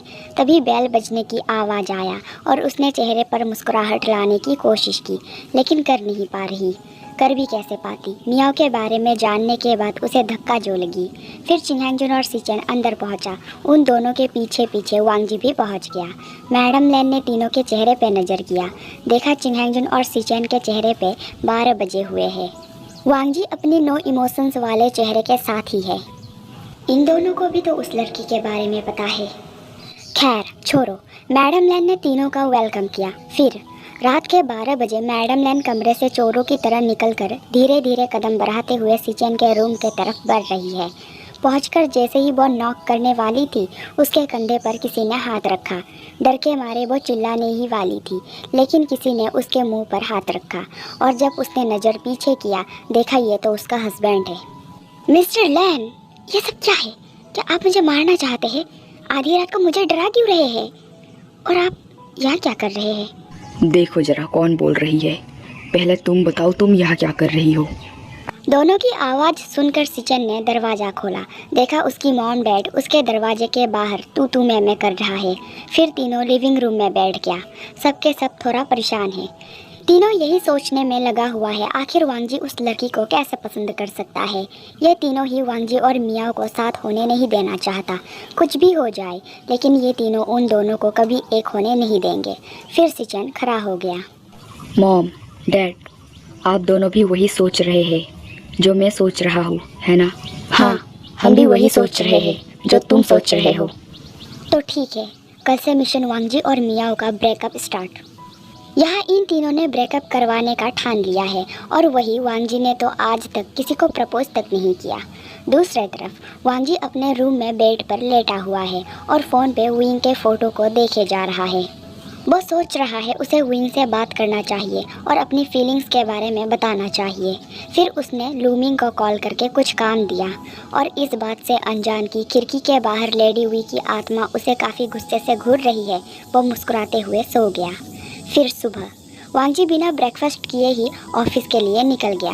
ब्रेकफास्ट के लिए बैठे चिंगहेंग जुन, मैडम लैन, सिचेन और यानली बस खामोशी से उसे जाता हुआ देखते रहे। दूसरी तरफ विंग कंपनी के अंदर जा रहा है। तभी लूमिंग ने उसे बुलाया और वो करीब पहुंचा। बॉस ने तुम्हें अपने कैबिन में बुलाया है। मुझे बुलाया है? लेकिन क्यों? क्या मैंने फिर से कोई गलती कर दिया? खैर वो जाकर कैबिन के बाहर खड़ा हो गया। वैसे लैन वांग जी इतना भी बुरा नहीं है। मेरी गलती करने के बाद भी उसने मुझे जॉब से नहीं निकाला और तभी से सारे लोग मुझसे अच्छे से पेश आने लगे। मुझे यकीन है ज़रूर इन सब के पीछे लैन वांग जी का ही हाथ है। आखिर उसने मेरे लिए ऐसा क्यों किया होगा? मुझे पता है ये ज़रूर उसी ने किया है। लेकिन सब कुछ जानने के बाद भी मैं ना जानने का दिखावा करता रहा। ये जरूरी था। वैसे वो इतना बुरा नहीं है जितना लोग उसके बारे में कहते हैं। फिर वो अंदर चला गया। देखा वांगजी बैठकर कुछ फाइल्स चेक कर रहा है। वांगजी का नज़र उस पे गया। देखा आज विंग ने लाइट पिंक कलर का हुडी पहना है। सर, आपने मुझे बुलाया? हाँ, में सिर हिलाते हुए वांगजी ने अपने करीब आने का इशारा किया। विंग करीब जाने लगा, लेकिन अचानक वांगजी ने उसका हाथ पकड़ा और दूसरे हाथ से एक सनफ्लावर का बुके सामने किया। तुम्हारे लिए माय लव। विंग ने तो ऐसा उम्मीद किया ही नहीं था। वो आंखें फाड़ फाड़ के देखने लगा। हैरानी आंखों में साफ झलक रहा है। लव? मुझे डियर बुलाओ, नहीं तो डार्लिंग भी बोल सकते हो। ये लाइन सुनने के बाद विंग वही जम गया। वांगजी ने बुके हाथ में थमाया, फिर एक डोर के पास पहुंचा जो केबिन के अंदर ही मौजूद है। उसने खामोशी से अंदर जाने कहा और विंग चुपचाप अंदर चला गया। अंदर कदम रखते ही उसके ऊपर फूलों की बारिश होने लगा और वो चारों तरफ नजरें घुमाते हुए देखने लगा। अंदर काफ़ी अच्छे तरीके से सजाया गया है और रेड रोसेस भी बहुत सारे हैं। फूलों से हार्ट शेप बनाया गया है और वहाँ आई लव यू लिखा हुआ है। फिर उसकी नज़र टेबल पे गया जिसे गुलाब की पंखुड़ियों से सजाया गया है। वहाँ काफ़ी सारे कैंडल्स हैं जिससे बहुत अच्छी खुशबू आ रही है और केक भी मौजूद है। फिर उसकी नज़र एक वॉल पे गया जहाँ उसकी काफ़ी सारे फ़ोटोज़ लगा हुआ है। वो धीरे धीरे करीब जाने लगा। वॉल पे कम से कम 500 से भी ज़्यादा फ़ोटोज़ मौजूद है। वो देख ही रहा था, तभी पीछे से वांगजी ने गले लगा लिया। माय लव, क्या तुम्हें ये पसंद आया? लेकिन विंग डर गया और दूर हो गया। सर, ये सब क्या है? वांगजी घुटनों के बल बैठ गया और खूबसूरत रिंग आगे करते हुए अपने प्यार का इजहार करने लगा। Will you marry me? What the hell is this? मैं एक लड़का हूँ। हाँ, लेकिन तुम एक ओमेगा हो। Oh my God, ये मेरे साथ क्या हो रहा है? पहले भूतनी का पीछे पड़ना और अब ये। इसे कैसे पता मैं एक ओमेगा हूँ? मैंने तो कभी जिक्र नहीं किया। ये सब ठीक है, लेकिन सर, आपको कोई गलतफहमी हुआ है। मैं तुम्हारे खुशबू से बता सकता हूँ तुम एक ओमेगा हो। हाँ, मैं हूँ, लेकिन मैं आपके लायक नहीं हूँ। कहा आप और कहा मैं, मेरा आपसे कोई मेल नहीं है। इतना कहकर वो दरवाजे के तरफ जाने लगा, लेकिन वांगजी ने हाथ पकड़ लिया। विंग, तुमने अभी क्या कहा? मैं तुमसे प्यार करता हूँ, प्लीज़। मैं आपके लायक नहीं हूँ। मैं एक अनाथ हूँ, मेरा कोई नहीं है। मैं आपके स्टेटस से मैच नहीं करता। मैं सोच भी नहीं सकता कि आप और मैं शादी कर सकते हैं। मेरा प्यार तुम्हारे लिए सच्चा है। प्यार में ऊपर नीचे नहीं देखा जाता। ये प्यार है, कोई बिजनेस नहीं। तुम किस बैकग्राउंड से आते हो मुझे फ़र्क नहीं पड़ता। तुम्हारे पास पैसे है या नहीं मुझे फ़र्क नहीं पड़ता। उसने काफ़ी समझाया और वक्त भी बीतता गया, लेकिन विंग समझने को राजी नहीं है। वांगजी को लग रहा था अगर उसने अभी विंग को जाने दिया तो विंग उसे दोबारा नहीं मिलेगा। तुम्हें एक बार में समझ नहीं आता। मैं तुमसे प्यार करता हूँ और तुम बस कुछ छोटे छोटे नॉनसेंस बातों की वजह से मुझे छोड़ने की बात कर रहे हो। तुम्हारी इतनी हिम्मत। गुस्से में उसने विंग के हाथ को काफ़ी ज़ोर से पकड़ लिया और विंग को दर्द होने लगा। उसने सोचा नहीं था वांगजी इतना गुस्सा हो जाएगा। गुस्से को देखकर वो सहम गया, लेकिन जब वांगजी ने देखा विंग सहम गया है तब उसका पकड़ ढीला होने लगा। विंग मुझसे डर जाए, मैं ऐसा नहीं चाहता था। मेरे गुस्से की वजह से आज मुझे ये दिन देखना पड़ रहा है कि जिसे मैं इतना चाहता हूँ वही मुझसे डर रहा है। वो भावना में इतना बह गया कि आंखों से आंसू निकलने लगा, जो देखकर विंग जम गया। इतना बड़ा बिजनेसमैन क्या मेरे मना करने की वजह से रो रहा है? मैं ही क्यों? मुझे समझ नहीं आ रहा। मैं तुम्हें काफ़ी लॉन्ग टाइम से चाहता हूँ। मैंने पल पल तुम्हारा इंतज़ार किया है। मैं तुम्हारे लिए बहुत तड़पता हूँ। तुम्हें खुद से भी ज़्यादा चाहता हूँ। तुमसे बहुत प्यार करता हूँ। तुम्हारे बिना अपनी ज़िंदगी को सोच भी नहीं सकता। मुझे ऐसा सजा मत दो। मैं तुम्हारे बिना नहीं रह सकता। मुझे छोड़कर मत जाओ। मुझे ऐसे छोड़कर मत जाओ। ये नज़ारा देखने के बाद विंग को भी बुरा लगने लगा। उसे तो आज और अभी पता चला कि लिन वांगजी उससे बहुत प्यार करता है, बहुत चाहता है। खैर, जो भी हो, ये सब सुनने के बाद उसने गले लगा लिया। फिर वांगजी के आंसुओं को पोंछने लगा और एक प्यार भरा शायरी कहा, जिसे सुनने के बाद वांगजी ने नज़र उस पर किया और एक शायरी कहने के बाद उसने हाथ पे किस किया। यानी कि वांगजी ने विंग के हाथ पे किस किया। यह सब चल ही रहा था, तभी अचानक वांगजी बेहोश होकर नीचे गिर गया, जो देखकर विंग ने हाथ अपने सिर पे मार लिया। फिर उसने वांगजी को सोफे पे लेटाया और पानी छिड़कने लगा। कुछ वक्त बाद वांगजी को होश आया और वो इधर उधर देखने लगा। फिर वो चिल्ला चिल्ला कर विंग को बुलाने लगा, जबकि विंग पानी का ग्लास लेकर उसके पीछे ही खड़ा है। कुछ पल वो खामोश देखता रहा। फिर जब वांगजी चुप नहीं हुआ तब वो चिल्लाने लगा, मैं यहाँ हूँ। वांगजी ने तुरंत नज़र पीछे किया और गले लगा लिया। क्या मैंने जो सुना वो सच है? तुम भी मुझसे प्यार करते हो? करता नहीं हूँ, लेकिन हो जाएगा। नहीं करते? अरे नहीं, मैं तो मजाक कर रहा था। मुझे आप पसंद हो बॉस। जवाब सुनते ही वांगजी ने झपट लिया और गोल गोल घुमाने लगा। विंग को दिख रहा है कि कल तक अनजान लगने वाला लैन वांगजी उसे पाकर कितना खुश है। नज़ारा देखकर वो भी खिलखिला उठा, जिसे देखकर वांगजी वही थम गया। वांगजी थम गया, ये एहसास होते ही वो भी शांत हो गया। अब वांगजी ने धीरे उसे गोद से नीचे उतारा और कस गले लगा लिया। क्या तुमने मुझे सच में एक्सेप्ट कर लिया? मुझे यकीन नहीं हो रहा। हाँ, ये सच है, यकीन करो। आपको यकीन करना होगा। क्या तुम मुझसे शादी करोगे? लेकिन देखने के अलावा विंग ने कोई जवाब नहीं दिया, इसलिए वांगजी ने वापस से कस गले लगा लिया। वही, मुझसे शादी करोगे? प्लीज मना मत करना। छोटा मुस्कान के साथ विंग ने वांगजी को खुद से अलग किया। मैं आपसे शादी जरूर करूँगा, लेकिन मेरा एक शर्त है। मुझे तुम्हारी सारी शर्त मंजूर है। हे, पहले सुन तो लो फिर बोलना। ओके। आप एक लव शायरी सुनाकर प्रपोज करो, तब मैं शादी करूँगा। यह सुनने के बाद वांगजी ने एक लव शायरी कहते हुए प्रपोज किया, जिसे सुनने के बाद विंग इमोशनल हो गया। वांगजी फिर से घुटनों के बल बैठा और शादी के लिए पूछा। इस बार विंग ने हाँ कर दिया और वांगजी ने रिंग पहना दिया। यहाँ तो इन दोनों का सब ठीक हो गया, लेकिन दूसरे तरफ चिरैन का फटके 4 हो चुका है। ना वो ठीक से सो पाता है और ना दिन में शांति से जाग पाता है। आजकल तो उसने घर से बाहर निकलना भी बंद कर दिया, क्योंकि जब भी वो घर से बाहर कदम रखता है उसे कुछ ही दूरी पर लेडी हुई की काला साया उसका इंतजार करती हुई नज़र आता है। अब वो इन सारी चीज़ों से काफ़ी ज़्यादा परेशान हो चुका है। वो यही सोच रहा था कि उसे अब क्या करना चाहिए, क्योंकि अभी तक उसने पूरा सिटी छान मार लिया, लेकिन वो लड़का अभी तक नहीं मिला। इन्हीं सब वजह से वो काफ़ी परेशान है और उसके पास बैठा डॉक्टर फैंग उसे घूर घूर कर देख रहा है। ये बेवकूफ़ बुढ़ा कहीं का, एक तो ऐसी करनी करता है कि बात जान तक आ जाए, और अब ऐसे दिखा रहा है जैसे मानो अभी अभी उसे कोई 10 तमाचे मार कर गया है। जो भी बोलना चाहते हो मुंह से बोलो, अपने सरे हुए दिमाग में नहीं। हाँ लो, अब तो ये बुढ़ा मेरे मन के अंदर भी आने लगा है। वो मुंह बनाने लगा। इतना टेंशन मत लो, इतना टेंशन तुम्हारा यह बुढ़ा शरीर सह नहीं पाएगा। अगर तुम हार्ट अटैक से मर गए तो फिर उस लड़के को कौन ढूंढेगा बोलो? फिर मेरा क्या होगा? हो गया, बस मिल गया तुम्हारे दिल को शांति।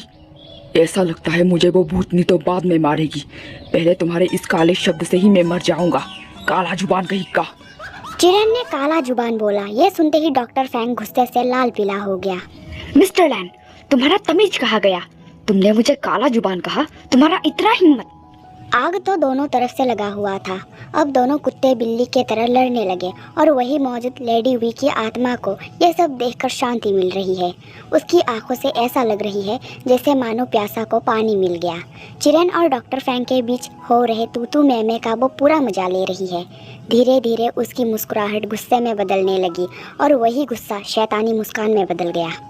लड़ो और लड़ो, लड़ लड़ के मर जाओ लैन चिरैन, लेकिन मैं तुम्हें तुम्हारे मकसद में कभी कामयाब होने नहीं दूंगी। इन सब से अनजान चिंगहेंगजुन और मैडम लैन की वांगजी तो विंग से पागलों की तरह प्यार करता है और शादी के लिए भी मना लिया है। लेकिन इधर लैन फैमिली तो गलत फहमी में है, जिस वजह से मैडम लैन और बाकी के 2 भी काफ़ी परेशान हैं। इसी तरह वक्त बीतता गया। वंशन के लिए तो ये वक्त बहुत अच्छा है, लेकिन वही चिरैन के लिए डरावनी और चिंगहेंगजुन मैडम लैन सिचैन के लिए परेशानी से भरा हुआ। इसी तरह पूरे 1 महीना बीत गया। वांग जी कैबिन में बैठा हुआ है और उसके गोद में विंग मौजूद है। जबकि विंग गोद में ही है, फिर भी वांग जी का ध्यान कहीं और ही है। वो काफ़ी परेशान नज़र आ रहा है। चेहरा पकड़ के विंग ने अपने तरफ किया। क्या हुआ? काफ़ी परेशान लग रहे हो। मुस्कुराते हुए वांग जी ने हाथ पे किस किया। नहीं, ऐसी कोई बात नहीं है। रियली? फिर तुम इतने परेशान क्यों लग रहे हो? परेशान तो हो, लेकिन क्या अभी ये सब क्वीन को बताना ठीक होगा? विंग ने फॉरहेड पे सॉफ्टली किस किया। अगर तुम किसी बात से परेशान हो तो मुझे बता सकते हो। हाँ, मैं ज़रूर बताऊंगा, लेकिन अभी नहीं, किसी और दिन, ओके? मुस्कुराते हुए विंग ने हाँ में सिर हिलाया। फिर अब वांग जी बहुत ही गुस्से से घर के तरफ बढ़ रहा है। पहुंचने के बाद वो चिल्लाते हुए पेरेंट्स को बुलाने लगा। उसके आवाज़ को सुनने के बाद चिंगजून और मैडम लैन तुरंत नीचे पहुंचा। उसी वक्त सिचेन भी ऑफिस से घर पहुंचा। वांग जी पेरेंट्स के तरफ गुस्से भरी आंखों से देखने लगा। ये सब क्या है? वो लड़की? तभी वह चिरेन भी पहुंच गया, जो चिंगजून से कुछ जरूरी काम के वजह से मिलने आया है। वांग जी का आवाज़ सुनते ही बहुत जल्दी वो अंदर पहुंचा। उसे देखते ही वांग जी करीब पहुंचा। ये सब क्या है? हाँ, बताइए। वही है जो तुम देख और सुन रहे हो। तुमने उसे वहाँ से क्यों भगाया? उसे काफ़ी बुरा लगा होगा। तुम्हें अपनी फ्यूचर वाइफ से अच्छे से पेश आना चाहिए। वो मेरी वाइफ नहीं है। मैंने आपसे कितनी बार कहा मैं उससे प्यार नहीं करता। मेरे इतने बार मना करने के बाद भी आपने उसे मेरे साथ डेट पर भेजने की कोशिश किया। क्यों? आपने ऐसा क्यों किया? मुझे समझ नहीं आता, आखिर आप मेरी शादी उस लड़की मियाओ से क्यों करवाना चाहते हैं? मैं उसे पसंद नहीं करता, आप ये जानते हैं ना।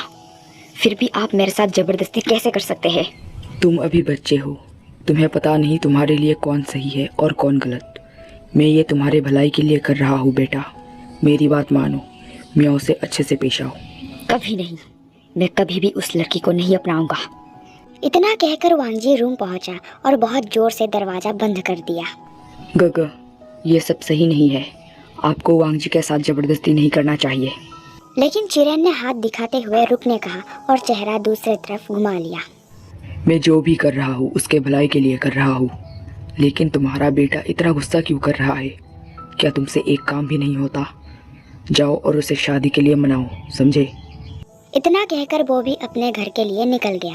वैसे भी लैन फैमिली मियाओ को कभी नहीं चाहते, फिर उनमें से कोई भला क्यों ही वांग जी को समझाता। दरअसल जब चिरेन ने मैजिशियन को बताया कि वो काला साया उसे बाहर नुकसान पहुंचाने की कोशिश करती है, तब मैजिशियन ने उसे एक प्रोटेक्शन दिया जिसे वो हमेशा पहने रखता है, जिसके वजह से लेडी वी की आत्मा सिर्फ उसे देख सकती है लेकिन पास नहीं आ सकती, नुकसान नहीं पहुंचा सकती। वही घर के अंदर वांग जी चीज़ों को इधर से उधर तोड़ने लगा। वो इन सब चीज़ों से काफ़ी परेशान हो चुका है।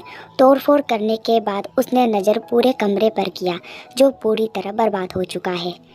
फिर वो बिस्तर के सहारे नीचे बैठ गया और विंग के बारे में सोचने लगा, साथ ही आंसू भी बहने लगा। ये मेरे साथ क्या हो रहा है? अंकल मेरे साथ ऐसा क्यों कर रहा है? मैं विंग से बहुत प्यार करता हूँ। उसके अलावा किसी से शादी नहीं करूँगा, कभी नहीं। मुझे जल्द से जल्द कुछ करना होगा। दूसरे तरफ चिरेन मैंशन पहुंच चुका है और अपने गार्ड से कॉल पर बात करते हुए रूम की तरफ बढ़ रहा है। तुम सभी कमज़ोर अभी तक उस लड़के को पकड़ नहीं पाए। वो लड़का मुझे जल्द से जल्द मेरे पास चाहिए। अगर ऐसा नहीं हुआ तो याद रखना, मैं तुम सबका नामो निशान मिटा दूंगा। मुझे यकीन नहीं होता वो लड़का मुझे ऐसी जगह पर मिल सकता है जिसके बारे में मैंने कभी नहीं सोचा था। और वांग जी, उसकी शादी तो मैं मियाओ के साथ करवा कर ही रहूंगा।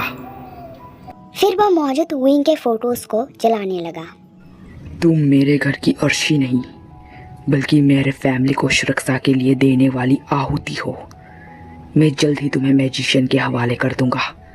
फिर मैं और मेरा फैमिली उस आत्मा से सुरक्षित हो जाएंगे, हमेशा हमेशा के लिए। दरअसल 15 दिन पहले वंशन डिनर के लिए बाहर गया हुआ था। चिरेन काम से बाहर गया हुआ था। गुजरते वक्त एक रेस्टोरेंट में उसे वांग जी किसी लड़के के बहुत नज़दीक बैठा दिखाई दिया। वो श्योर तो नहीं था कि वो लड़का वांग जी ही है, लेकिन पता चला हाँ, वो तो वांग जी ही है। आखिर वांग जी यहाँ क्या कर रहा है और उसके साथ मौजूद वो लड़का कौन है? उस रात पहली बार चिरेन ने विंग को देखा, लेकिन चेहरा नहीं, सिर्फ पीठ। उस रात के बाद चिरेन ने विंग के बारे में पता लगाना शुरू कर दिया। जब उसे पता चला वांगजी विंग को पसंद करता है, तब से ही उसने और अच्छे से विंग के बारे में इंफॉर्मेशन निकालना शुरू कर दिया। जाहिर सी बात है, इंफॉर्मेशन से चिरेन को विंग के अनाथ और अमीर ना होने वाली बात भी पता चल गया। उसके बाद से ही विंग चिरेन के आंखों में कांटे की तरह चुभने लगा। उसके बाद से उसने वंशन के ऊपर नज़र रखना शुरू किया। उसने विंग का चेहरा देखने की बहुत कोशिश किया, लेकिन कभी देख नहीं पाया।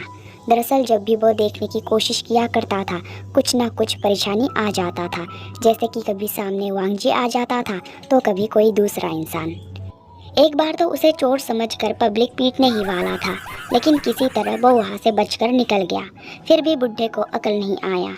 फिर एक दिन वो अपने छोटे से दिमाग को चलाते हुए वंशन का पीछा कर रहा था। उसका पूरा ध्यान वंशन पे ही था। उसने अचानक रोड क्रॉस किया और तभी कार से टक्कर होते होते बचा वो।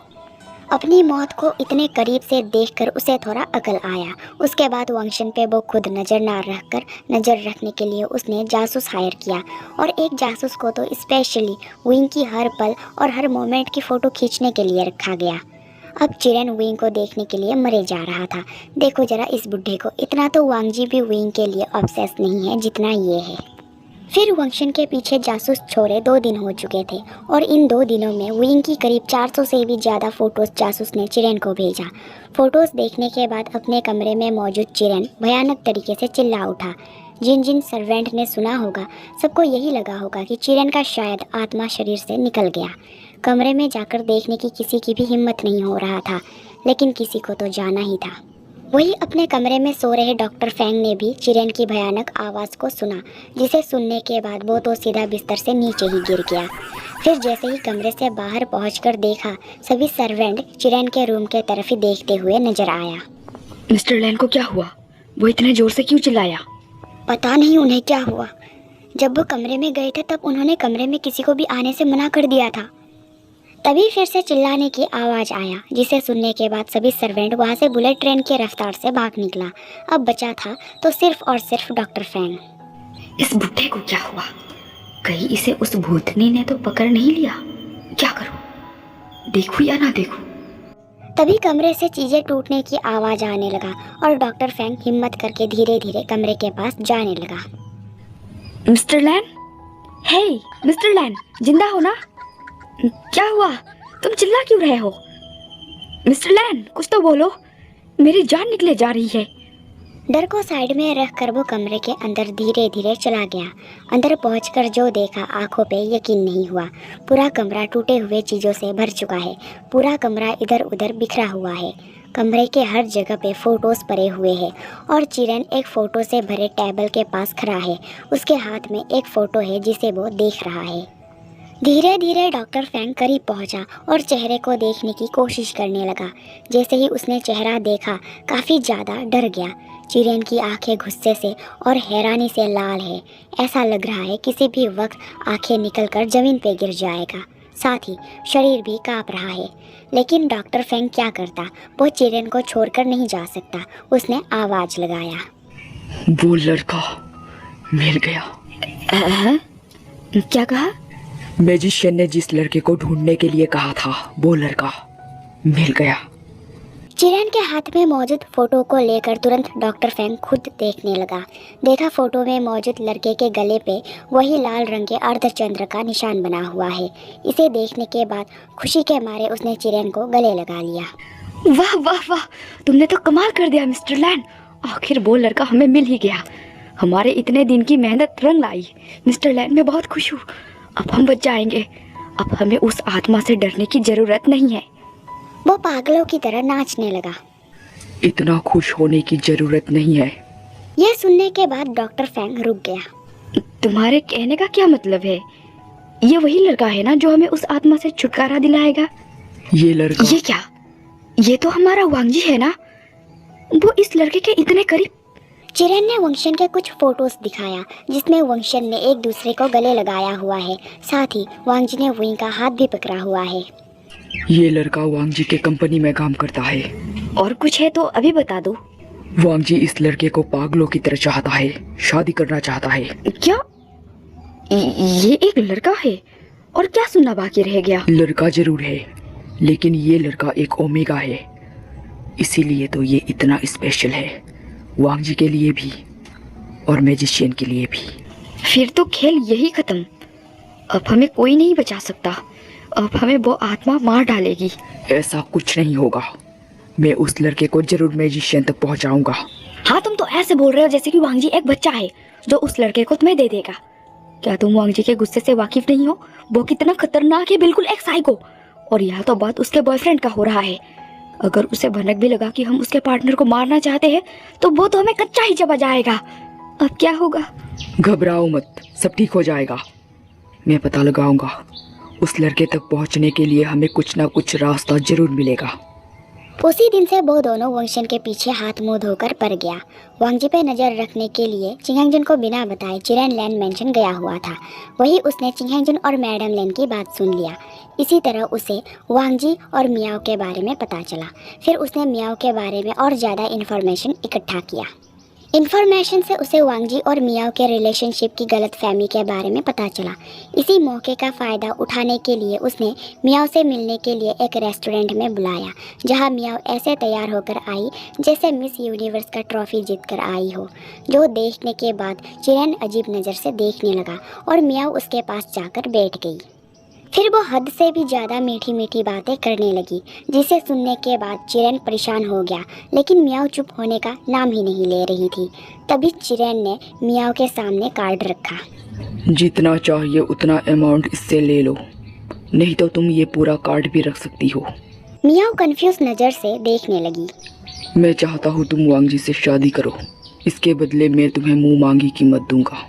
सही है, मैं तो वैसे भी लैन वांगजी पे मरती हूँ और ये मुझे उससे शादी करने के लिए पैसे भी दे रहा है। इससे कहते हैं एक तीर से दो निशान मारना। तो क्या सोचा तुमने? ओके, मैं तैयार हूँ, लेकिन क्या? लेकिन लैन वांगजी मेरी तरफ देखता ही नहीं है। चिरेन देख रहा है कि ये लड़की मियाओ कितनी नौटंकीबाज है। वो सब मैं संभाल लूंगा, बस तुम वांग जी को देखो। जितनी जल्दी हो सके उसके दिल में अपनी जगह बनाओ और वांग जी को खुद के करीब लाने की कोशिश करो। मियाओ ने हाँ में सिर हिलाया। उस निशान के वजह से मुझे मेरे वांग जी का शादी इस कैरेक्टरलेस लड़की से करवाना पड़ रहा है। मैं और क्या कर सकता हूँ? जब वुयिंग नाम का मुसीबत चला जाएगा तब सब ठीक हो जाएगा। तब मैं इस लड़की को वांग जी से दूर फेंक दूंगा और एक बहुत ही अच्छी और काबिल लड़की से अपनी वांग जी का शादी करवा दूंगा। वही इन सब से पूरा लैन फैमिली परेशान है। ये सब तो फ्लैशबैक था। अभी वर्तमान में चिरेन मैजिशियन के पास जा रहा है। फिर वो और डॉक्टर फैंग मैजिशियन के पास पहुंच गया। वो मिल गया, तो जल्द से जल्द उस लड़के को मेरे पास लाओ। हाँ बिल्कुल, मैं जल्दी उसे आपके पास ले आऊँगा। फिर आप मुझे उस आत्मा से छुटकारा दिला देंगे ना? मैं अपने बात से मुंह नहीं करता। मैंने कहा उस आत्मा को मैं तेरी जिंदगी से हमेशा हमेशा के लिए बाहर निकाल दूंगा, समझा? हाँ, मैं समझ गया। मैजिशियन ने उन दोनों को जाने का इशारा किया। आखिरकार कुछ वक्त बाद वो लड़का मेरे पास होगा। बहुत इंतजार किया मैंने उसका, पूरे 15 साल इंतजार किया। अब फिर मुझे मौका मिल रहा है। मैं इस मौके को अपने हाथ से इस बार जाने नहीं दूंगा। वो मन ही मन हंसने लगा और इस तरफ वांगजी ने सोच लिया आखिर उसे अब करना क्या है। अगले सुबह सभी के चेहरे का रंग उड़े हुए है और चिरेन सदमे में बैठा हुआ है। तभी वह चिंगहंगजुन पहुंचा। यह था गेम ऑफ डेथ यानी माय रेवेंज का पहला पार्ट। अब इसका सेकंड यानी लास्ट पार्ट आएगा। आखिर ऐसा क्या हुआ होगा जिस वजह से लैन फैमिली के चेहरे का रंग उड़ गया और चिरेन को सदमा लगा। उम्मीदें पसंद आया होगा। कैसा लगा ज़रूर बताना। लाइक करें और चैनल को सब्सक्राइब करने के साथ वंशन लवर के साथ FF को शेयर भी कर दें। मिलेंगे नेक्स्ट और आखिरी पार्ट के साथ। तब तक के लिए टेक केयर एंड बाय।